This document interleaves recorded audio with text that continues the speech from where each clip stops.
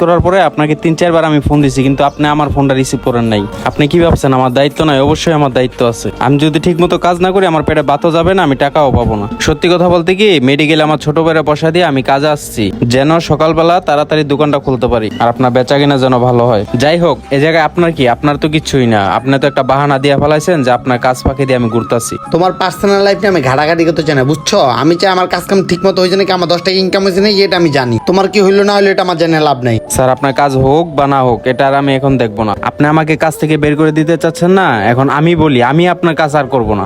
মানে? যে মানুষকে মানুষ মনে করে না, তার সাথে চাকরিটা না করাই ভালো। কিন্তু একটা কথা মনে রাখবেন, আমার সাথে যে ঘটনা ঘটছে, এমন একটা দিন আসবে আমার সাথে যে ঘটনা ঘটছে সেটা আপনার সাথেও ঘটবে। সেদিন আপনি বুঝতে পারবেন যে মানুষের কষ্টটা কোথায়। ভালো থাকেন আপনি, আমি চলে গেলাম।